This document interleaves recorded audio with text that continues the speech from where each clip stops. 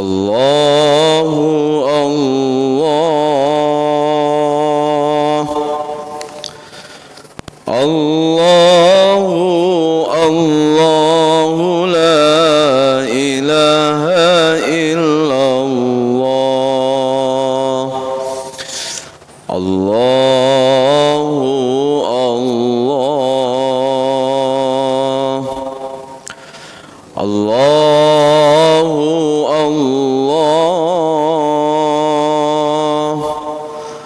Allahu Allah, la ilaha illallah.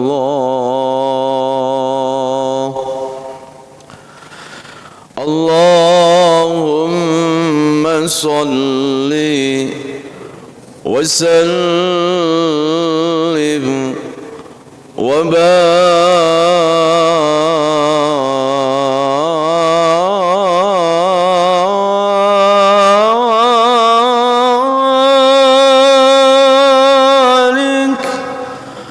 alaihi. Allahumma salli wa sallim ala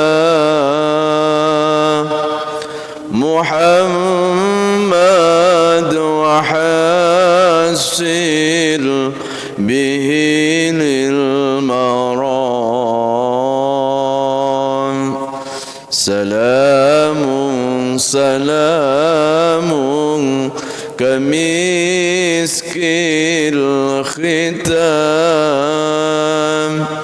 yafuhu alaikum thawab as-siyam. Ya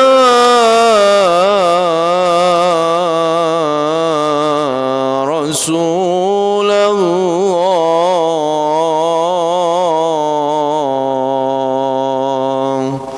salatullah salamullah,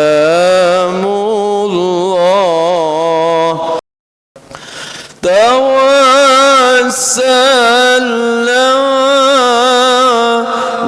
bismillah wa bi ahlil badri ya Allah. Salat salam ala Taha Rasulillah.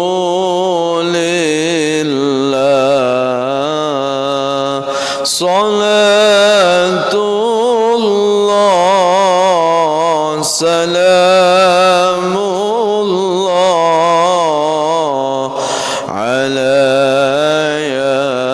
yasid habibillah.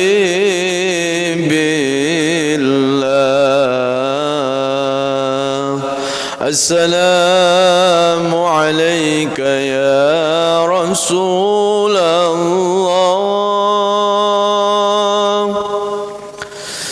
Assalamu alayka ya Sayyidi ya Rasulullah.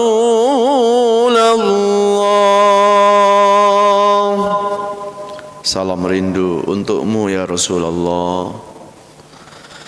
Assalamu alayka ya Sayyidana wa habibana wa syafi'ana wa qurrata a'yunina wa maulana Muhammad wa ala alihi wa sahbihi wa barik wa sallim ajma'in. Allahumma salli wa sallim wa barik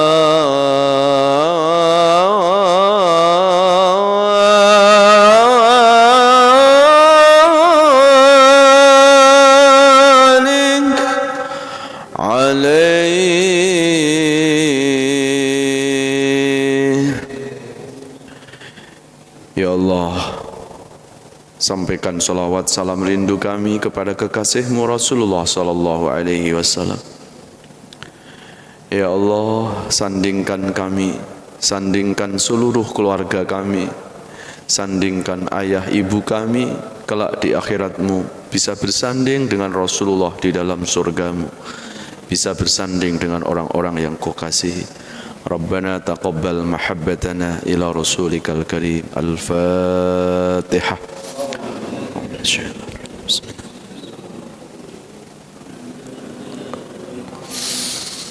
Hadina an'amta 'alaihim ghairil maghdubi 'alaihim.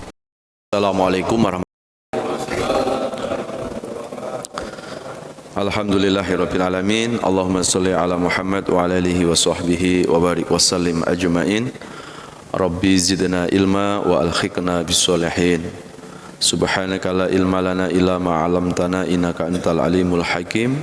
Rabbana iftah bainana wa baina qaumina bil haqqi wa anta khairul fatihin. Amma ba'd. Kita akan melanjutkan kajian kitab tasawuf, kitab Nasuihul Ibad. Kita akan memasuki makalah yang ke-16 ya. Bismillahirrahmanirrahim. Wal maqalatus sadisata asyrota. Makalah yang ke-16, dan menjadi budak atau menjadi hamba sahaya. Fa inna man, maka sesungguhnya orang ahabba yang mencintai syai'an sesuatu, fa huwa abduhu, maka orang itu akan menjadi pelayannya. Jamaah sekalian yang dirahmati Allah, kita membahas tentang hawa nafsu ya, tentang syahwat. Kalau kita buka di Al-Qur'an ini, karena hawa nafsu itu yang sering dijadikan kendaraan oleh setan untuk keindahan, dengan kenikmatan. Dan itu cara setan untuk menjebak manusia. Ya. Di surat Yusuf surat 12 ayat 53 itu Allah berfirman, "Wa ma ubari'u nafsi innan nafsa la'ammaratum bisu." Hawa nafsu itu enggak pernah jenuh. Hawa nafsu itu enggak pernah bosan. Yang jenuh, yang bosan itu kan kita. Bosan ngaji, bosan sholat, bosan ibadah. Kita kadang bosan, kita jenuh. Tapi nafsu kita enggak pernah jenuh, Pak. Nafsu kita itu selalu merayu, menggoda. Ya. Maka di dalam makalah tadi, kalau orang itu selalu mengikuti hawa nafsunya, maka seorang raja itu bisa jadi budak. Karena fa inna man ahabba syai'an fa huwa abduhu. Kalau kita itu mencintai sesuatu, Pak, kita akan menjadi budaknya sesuatu itu. Orang terlalu cinta dunia, kalau sudah bicara dunia, Pak, pokoknya itu yang menjadi prioritas. Ya, dan akhirnya tanpa disadari, berapa banyak manusia itu menjadi budaknya dunia. Dia nggak sadar. Tahu-tahu ya kok umurku sudah 60 tahun ya. Karena terlalu asik dalam urusan dunia. Ya. Inna nafsa la'ammaratum bisu. Nafsu itu mengajak manusia kepada keburukan. Maka kenapa nafsu itu Allah imbangi dengan adanya akal. Nah, itu supaya kita bisa memilih, Pak. Ya. Lalu kenapa Allah juga berikan potensi hati? Itu untuk ngimbangi, Pak. Ya. Kalau hidup berdasarkan nafsu, kecenderungannya la'ammaratum bisu. Ini kita sudah ngaji nih, Pak. Jangan dikira kalau ngaji ini terus hawa nafsu kita nggak ngikut, Pak. Lagi enak-enaknya ngaji, datanglah hawa nafsu. Lalu jangan ngantuk, Pak. Khusyuk. Ya. Kalau di pengajian itu gunakan bahasa yang halus. Ya, jadi bahasa halusnya ngantuk apa? Khusyuk. Ya. Itu kan hawa nafsu, Pak. Atau nih udah digoda dengan khusyuk tadi, tetap tahan, tetap dia bertahan, nggak ngantuk. Tapi nafsu masuk melalui pikiran kita, nggak tahu kita ada di masjid, pikiran kita kemana? Ya, entah mancing, entah apa pokoknya. Ya. Orangnya sih duduk ada di masjid, Pak, tapi pikirannya nggak di masjid itu. Ya, itu juga kerjaannya hawa nafsu itu, Pak. Ya, maka Allah turunkan hati atau kolbu itu untuk menundukkan nafsu. Dan akal pun, Pak, kendaraan setan juga, Pak.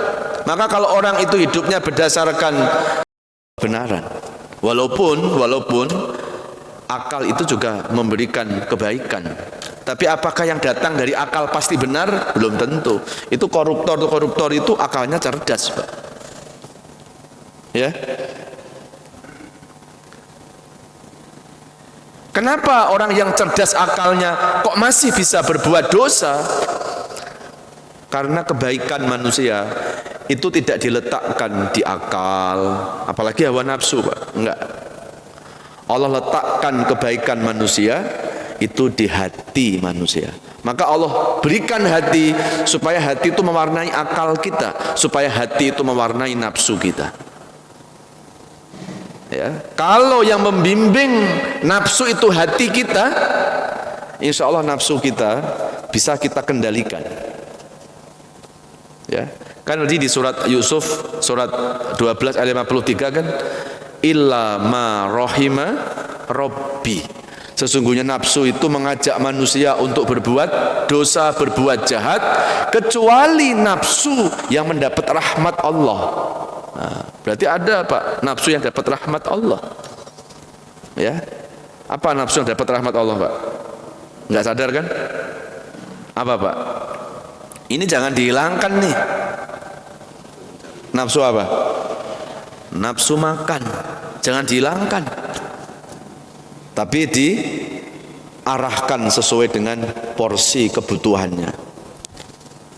Ya, jadi jangan perangi hawa nafsu terus ngilangin nafsu makan, jangan, Pak. Itu rahmat Allah. Ya, pernah ada yang kena COVID nggak kemarin tuh? Waktu kena COVID, mulut hilang rasa, hidung hilang penciuman, ngerasain nggak, Pak, nikmatnya makanan tuh? Coba tuh, makan pedes, makan manis, makan asin sama. Jadi jangan dihilangkan, tapi disesuaikan dengan porsinya.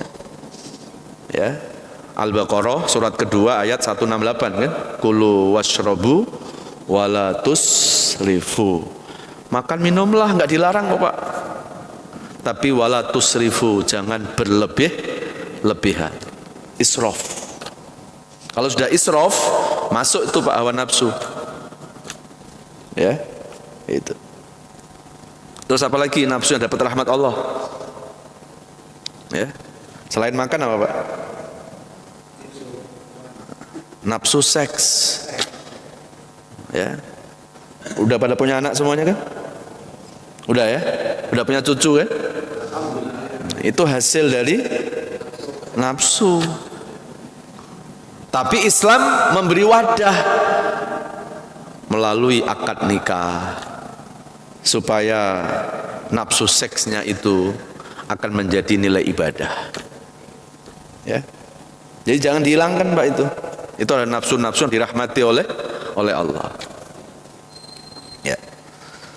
Nah, hati manusia itu akan mewarnai dua tadi, Pak. Jadi manusia itu diberi berarti ada berapa potensi itu? Ada 3 potensi manusia itu, Pak. Akal, nafsu, hati. Harusnya posisinya seperti apa yang pas tuh? Hati taruh di atas dulu, Pak. Setelah hati apa? Akal. Setelah akal baru nafsu. Jangan kebalik. Jangan hati diperkosa sama akal. Jangan hati diperkosa sama nafsu.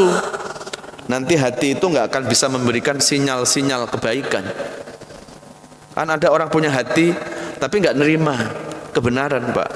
Karena hatinya bukan mewarnai akal nafsu, tapi hatinya diwarnai oleh akal nafsunya. Ya, itu kita bisa lihat di surat Al-A'raf surat ke-7 ayat 179. Walaqad dara'na li jahannama katsiran minal jinni wal ins. Lahum qulubun la yafqahuna biha walahum a'yunun la yubsiruna biha walahum adhanun la yasma'una biha ulaika kal an'ami bal hum adall ulaika humul ghafil. Ada orang yang punya hati, Pak, tapi hatinya la yafqahuna biha, hatinya nggak bisa nerima kebenaran, Pak. Hatinya nggak bisa nerima nasihat. Kalaupun orangnya datang ke pengajian, dengerin sih, Pak, tapi masuk kuping kanan, keluar kuping kiri. Nggak ada efeknya, Pak. Ngaji hampir setiap hari, tapi pengaruh pengajian nggak membawa perbaikan diri. Itu berarti punya hati, tapi hatinya la yafqahuna biha. Itu hati udah diperkosa itu, Pak, sama akal sama nafsu itu. Ya. Walahum a'yunul la yubsiruna biha. Dia dikasih mata, tapi matanya nggak bisa melihat mana yang benar, mana yang salah. Mana tuntunan, mana tontonan sudah nggak ada bedanya. Yang tontonan jadi tuntunan, tuntunan malah jadi tontonan. Mereka diberikan pendengaran, tapi pendengarannya nggak bisa menerima, nggak bisa mendengarkan peringatan-peringatan Allah. Dengar azan aja pusing, Pak. Ya. Orang yang kayak begini, yang hatinya itu nggak berfungsi, yang hatinya sudah dikuasai oleh akal dan nafsunya, apa Allah katakan tadi? Ulaika kal an'am. Mereka itu seperti binatang, Pak. Jadi udah nggak ada bedanya lagi. Berarti yang membedakan mana manusia, mana binatang apa, Pak? Hati. Binatang nggak punya hati, Pak. Manusia punya hati. Maka kalau binatang, maaf, nggak tahu salah benar, nggak tahu halal haram, wajar. Ya, binatang. Loh, kok ini manusia nggak bisa membedakan mana yang benar, mana yang salah? Apa bedanya? Kal an'am tadi dengan binatang itu. Jadi sebetulnya manusia disepertikan binatang itu bukan kata manusia, itu kata siapa? Quran. Jadi nggak usah marah, Pak, kalau kita dibilang kamu kayak hewan, nggak usah marah. Itu bahasa Quran. Itu menunjukkan ketika manusia itu sudah hilang kebersihan hatinya, sudah. Ini juga perlu, Pak, di-refresh lagi. Ya. Ada yang namanya tazkiyatun nufus. Ya. Jadi ilmu tasawuf itu adalah ilmu yang hubungannya dengan rohani, Pak. Hari ini kan kita lebih banyak ngurusin jasmani, kan. Kapan kita ngurusi rohani kita? Ya. Maka di mana-mana namanya Pak Jasmani gendut-gendut karena banyak diurusin. Rohani apa? Ya, di kampung saya rohani itu kurus itu, Pak. Karena ditelantarkan. Orang kalau yang sakit jasmani pedulinya luar biasa, baru sedikit kok meriang ya, cepat-cepat beli obat. Tapi hatinya sudah merana bertahun-tahun, nggak sadar, ya. Dan kalau yang sakit itu jasmani, Pak, paling yang sakit fisik kita, Pak. Tapi rohani yang sakit, ini sengsaranya bukan hanya fisik, bukan hanya di dunia. Kalau yang sakit itu rohani, sengsaranya. Tapi rohani kita ada penyakitnya. Ada penyakit sombong, ada penyakit lalu mudah menyalahkan orang lain. Dan kalau orang kejangkit penyakit ini yang akan menyengat neraka itu karena penyakit rohani itu. Tapi kan banyak orang nggak sadar. Ya. Jamaah sekalian dirahmati Allah, betapa pentingnya hati itu harus dirawat, harus dijaga, Pak. Ya. Ada seorang sahabat datang kepada Rasulullah sallallahu alaihi wasallam, namanya sahabat Abdullah bin Mas'ud. Datang ke Rasulullah, "Ya Rasulullah, usini bi amalin idza amiltuhu dakhatul jannah." Ya Rasulullah, tolong dong kasih amalan, kasih nasihat ya Rasulullah. Kalau nasihat itu kami lakukan, maka kami akan masuk surga. Lalu apa jawab Rasulullah, Pak? Apakah Rasulullah ngasih nasihat panjang lebar? Enggak, Pak. Rasulullah cuma mengatakan, istafti qalbaka, minta nasihat kepada hatimu sendiri. Rasulullah itu kan afdalun nasihah, orang yang paling afdal nasihatnya. Sesekali Rasulullah itu memberi nasihat dengan lisannya, tapi sesekali Rasulullah tidak memberi nasihat, cuma hanya menyuruh, minta nasihat dari hatimu sendiri. Kenapa hati, Pak? Karena hati itu sejatinya tahu siapa diri kita. Ya, kan kita sering nutupi kesalahan ke orang lain, Pak. Kadang kurang jujur. Hati kita itu jujur, nggak bisa dibohongi, dan hati itu tahu sejatinya diri kita. Mau kita tutupi dari apapun, Pak, hati kita tahu siapa kita. Kita bisa membohongi orang lain, tapi kita nggak bisa membohongi diri kita sendiri, karena ada hati. Coba kalau yang disampaikan Rasulullah tadi, Pak, mintalah nasihat dari hati. Ini kita praktekkan, Pak. Ini kita praktekkan nih. Kita mau jujur dengan diri sendiri, kita mau jujur dengan hati kita, pasti hati kita itu akan membimbing hidup kita. Ya, hati itu tahu, Pak, siapa kita, dan hati itu jujur, polos.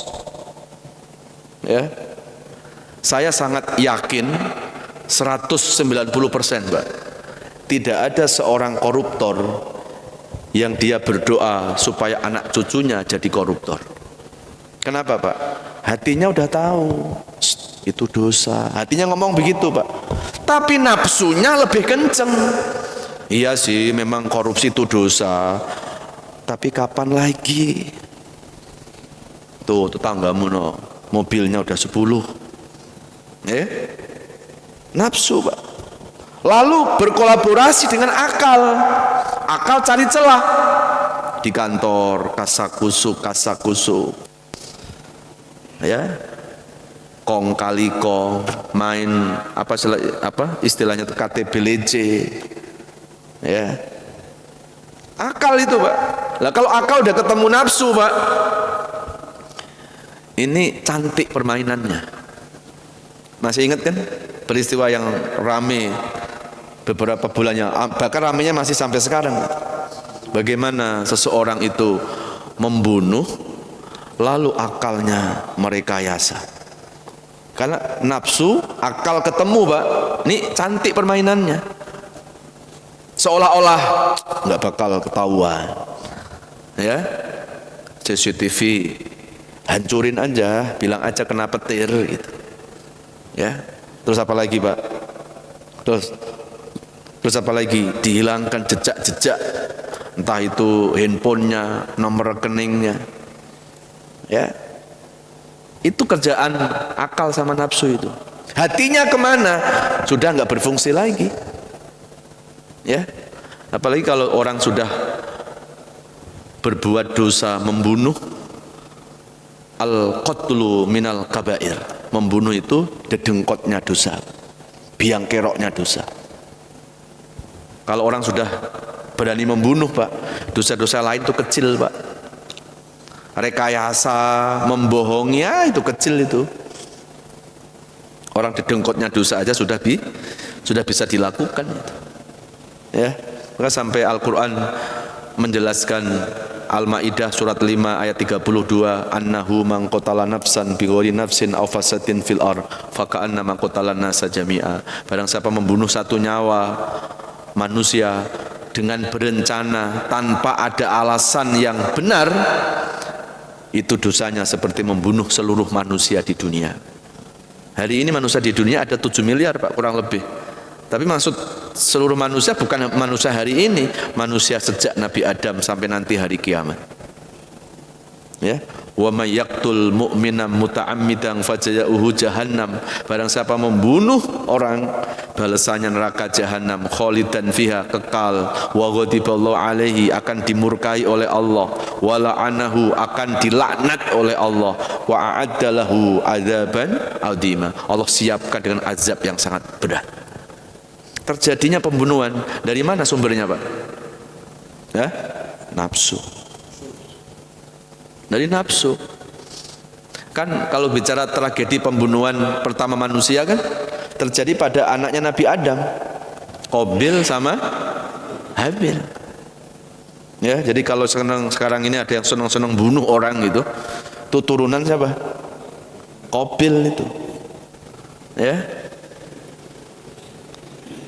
Jadi awal terjadinya pembunuhan manusia itu terjadi dan dilakukan oleh anak Nabi Adam, Qabil sama Habil. Ya.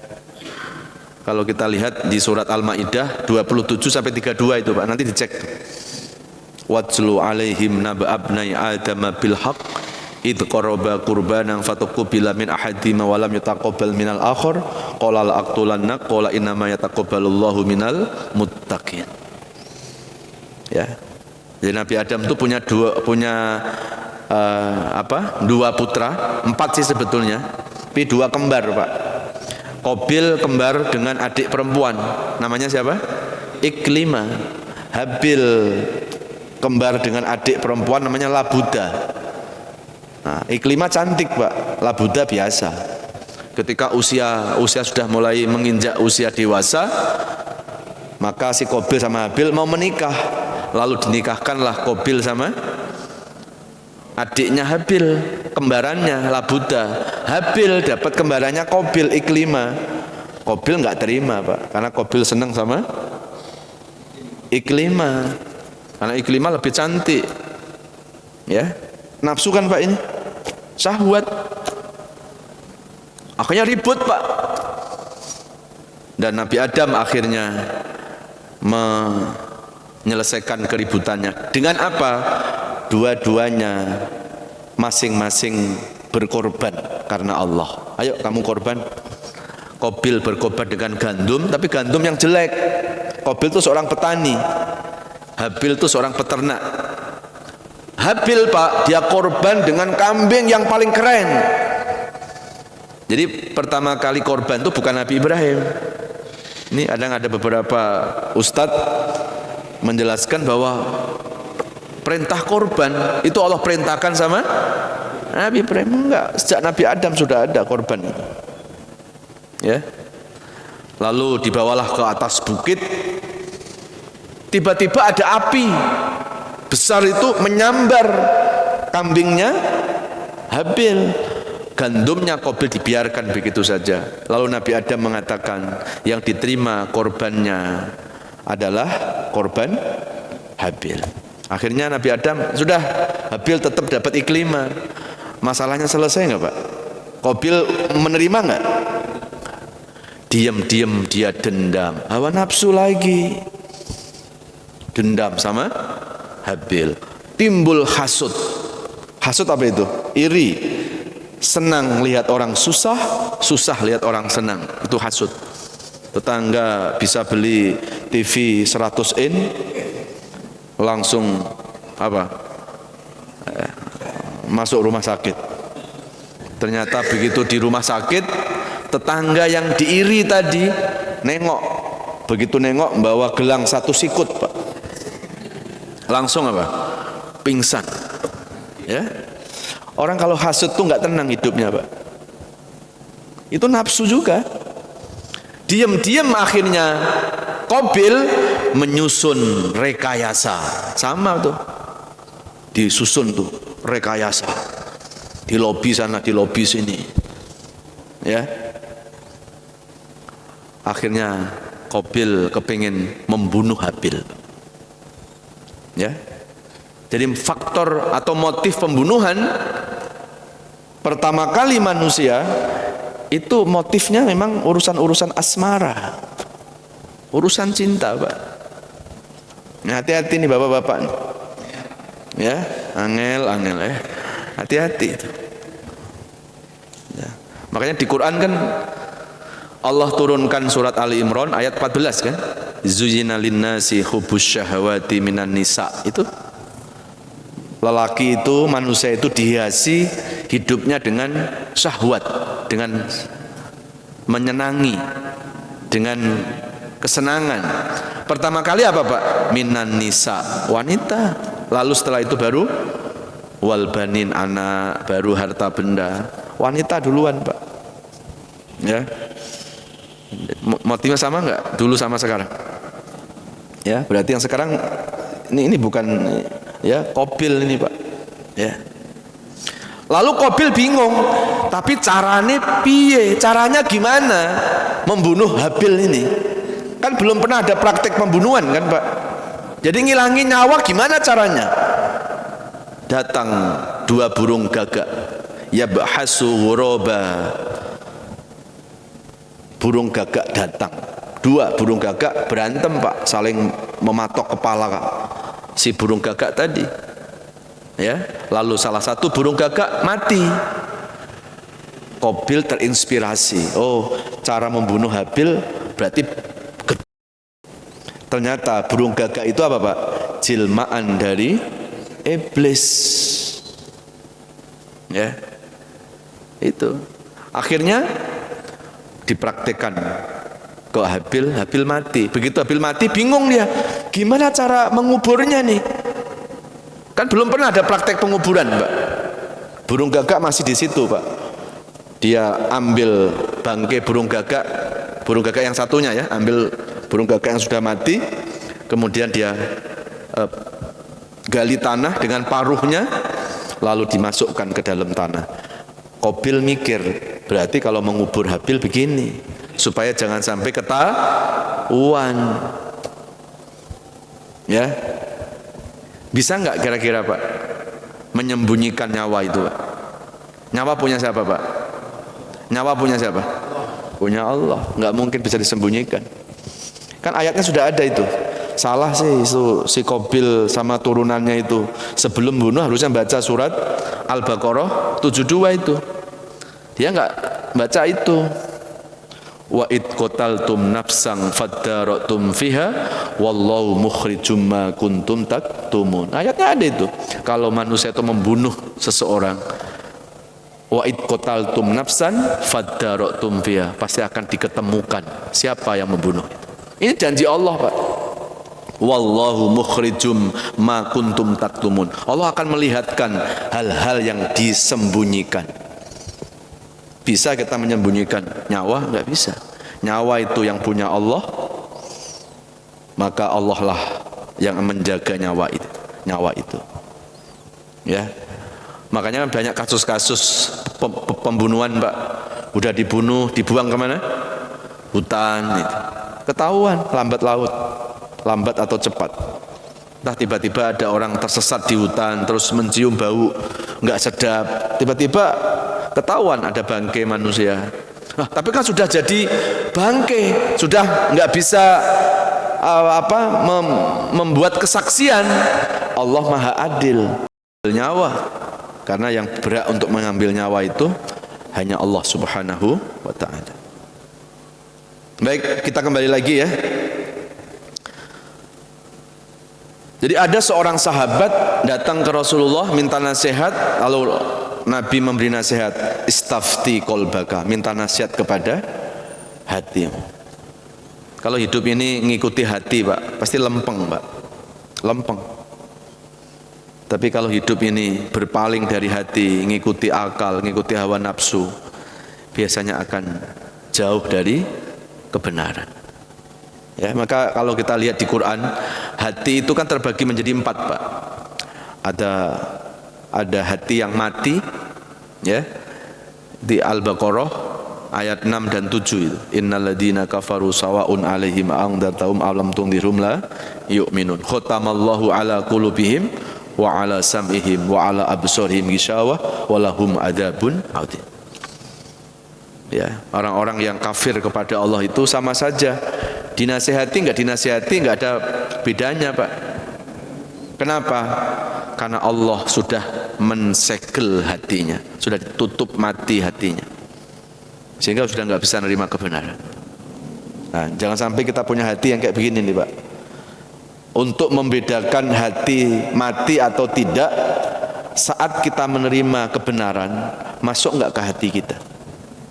Atau kita sudah tahu tapi kita mendurhakai, bukan sami'na wa ata'na tapi sami'na wa asoyna, ya. Lalu yang kedua, ada hati yang disebut dengan apa? Qalbun maridun, hati yang sakit, Pak. Fi qulubihim maradun fazadahumullahu marad. Ada hati manusia itu sakit, ya. Sakit hati sama hati sakit itu beda, Pak, ya. Ini orang-orang munafik biasanya. Terus yang keempat apa? Qalbun qasiyah, hati yang keras. Summa qasat qulubukum min ba'di dzalika fahiya kal hijarati au asyaddu qaswah. Hati yang keras. Tanda-tanda hati keras apa, Pak? Susah diajak taat, terlalu cinta dunia dan lupa dengan kematian. Kemudian qalbun salim, yaumala yang fa'umalun wala banun illa man atallaha biqalbin salim. Ini hati yang selamat. Siapa hati yang selamat? Yaitu hati-hati yang selalu tunduk kepada Allah, hati-hati yang selalu nyambung, yang selalu connect dengan Allah. Kalau hati sudah kenal dengan Allah, maka orangnya disebut apa? Al-arif billah. Sifat al-arif billah adalah ma'rifatullah. Dia akan mengenal Allah. Dia dalam hidupnya selalu merasa dihadiri oleh Allah. Ketika dia sendiri, dia merasa keduanya Allah. Orang-orang yang hatinya salim, orang-orang yang hatinya itu bersih, Pak, orang itu enggak pernah merasa hidupnya kesepian. Jadi kalau ada yang ngomong, iya nih lagi kesepian aku, gitu, enggak jadi wali itu, Pak, ya. Orang-orang yang al-arif billah, orang-orang yang sudah mengenal Allah dengan hatinya, gimana dia bisa mengatakan hidupnya kesepian, hidupnya sendiri? Orang-orang yang sudah mengenal Allah, dia yakin bahwa ketika dia sendiri, keduanya itu Allah. Lalu enggak mungkin dia mengatakan hidupnya kesepian. Orang yang al-arif billah, orang yang ma'rifat kepada Allah, dia selalu merasa dilihat oleh Allah. Ketika dia berdua, merasa ketiganya Allah. Ketika dia bertiga, keempatnya adalah Allah. Itulah qalbun apa tadi? Qalbun salim. Itu di Asy-Syu'ara, ya. Yaumala yang fa'umalun wala banun ila man atallaha biqalbin salim. Oke, kita lanjutkan. Was-sabru yusiru al-abid mulukan. Li'anal abda bisabrihi yanalu ma yurid. Adapun kesabaran akan menjadikan seorang budak akan menjadi raja. Li'annal abda, sesungguhnya seorang hamba dengan kesabarannya dia akan mendapatkan sesuatu yang diinginkan. Nah, untuk melawan hawa nafsu, Pak, yang harus kita lakukan adalah apa? Memupuk kesabaran. As-sabru ala ta'ah, as-sabru ala tarkil maksiyah, as-sabru ala adan nas. Sabar dalam ketaatan, sabar ketika meninggalkan maksiat, dan sabar ketika disakiti oleh orang. Itu salah satu mengerem, ya, menjaga, ya, menjaga hawa nafsu kita itu dengan kesabaran. Maka kenapa kita disuruh berpuasa? Inti puasa kan sabar, Pak. sabar menahan haus, sabar menahan lapar.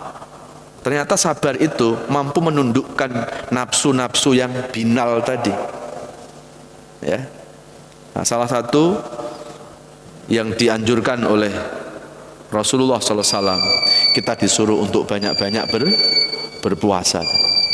Karena puasa itu akan mampu mengendalikan hawa nafsu kita. Lihat saja Pak, saat kita berpuasa, lagi haus, lagi lapar, buka kulkas, ada buah, ada minuman sirup, tengok kanan, tengok kiri, nggak ada siapa-siapa. Berani nggak Pak kita minum? Kita bilang, mumpung nggak ada siapa-siapa. Berani nggak? Nggak berani. Ya, itu hebatnya puasa itu. Kita punya istri, halal buat kita. Siang hari saat berpuasa, kita mengatakan haram, nggak boleh. Kalau kepada yang haram di saat puasa kita bisa tinggalkan, kenapa setelah puasa kok yang haram diimbat juga? Oh, yang halal aja bisa ditinggalkan. Kan pesannya puasa itu begitu Pak. Jadi untuk mengendalikan hawa nafsu dari hal-hal yang negatif menuju hal-hal yang lebih positif. Ya. Mudah-mudahan apa yang saya sampaikan hari ini ada manfaatnya. Amin ya rabbal alamin. Ini masih ada sedikit ala taro ayul ayla alla yasilu ilmuka ila qissati Sayyidina Karim bin Karim bin Karim bin Karim Yusuf As-Siddiq bin Yaqub As-Sabur bin Ishaq Al-Halim bin Ibrahim Al-Khalil Al-Awwah alaihimussalam wa Zulaikha fa innaha ahabbat Sayyidina Yusuf nihayatal hubbi wa huwa yasbiru ala makriha wa adayatiha. Nah, di dalam kitab ini dicontohkan kisah Nabi Yusuf yang dia bisa mengendalikan hawa nafsunya dengan wanita cantik. Namanya siapa? Ya, siapa? Zulaikha. Ya, dia bisa mengendalikan hawa nafsunya dengan apa? Kesabarannya. As-sabru ala ta'ah, sabar dalam ketaatan, dan as-sabru ala tarkil maksiyah, sabar dalam meninggalkan maksiat. Maka sabar inilah Pak yang akan mampu menjaga hawa nafsu kita. Maka kenapa orang baik itu diuji Pak? Karena Allah kepingin tahu kualitas kesabaran. Ya, jadi kalau kita sudah mulai rajin ke masjid, rajin ngaji, kok hidup kita malah banyak masalah, itu cara Allah untuk menyeleksi mana yang benar-benar baik dan mana yang pura-pura jadi baik. Ya, mudah-mudahan kajian ini memberi manfaat dan akan memberikan kebaikan-kebaikan untuk qalbu kita sehingga hati kita menjadi hati yang salim. Al-Fatihah. A'udzubillahi minasyaitonir rajim. Bismillahirrahmanirrahim. Iyyaka na'budu wa iyyaka nasta'in. Shiratal ladzina A'udzubillahi minasyaitonir rajim. Bismillahirrahmanirrahim. Alhamdulillahirabbil alamin. Allahumma shalli ala Muhammad wa ala alihi wa sahbihi wa barik wa sallim ajmain. Ya Allah, kami bersyukur kepadamu ya Allah. Engkau masih memberikan kesempatan kepada kami untuk menikmati indahnya hidup ini ya Allah. Jadikan sisa-sisa hidup kami ini menjadi hidup yang jauh lebih baik ya Allah. Hidup yang lebih berkah, hidup yang penuh ibadah, hidup yang mampu memperbaiki diri ya Allah. Sungguh kami menyadari banyak dosa ya Allah. Kami menyadari banyak kesalahan, banyak dosa-dosa di masa lalu kami ya Allah. Ampuni dosa-dosa kami ya Allah. Jangan kau balas dosa-dosa kami dengan kemurkaan-Mu ya Allah. Jangan kau balas dosa-dosa kami dengan musibah-musibah yang selalu menghampiri hidup kami ya Allah. Wa sallallahu ala nabiyyina Muhammadin wa ala alihi wasallam walhamdulillahi rabbil alamin. Subhanakallahumma wa bihamdika asyhadu an la ilaha illa anta astaghfiruka wa atubu ilaik. Mohon maaf lahir batin. Wassalamualaikum warahmatullahi wabarakatuh.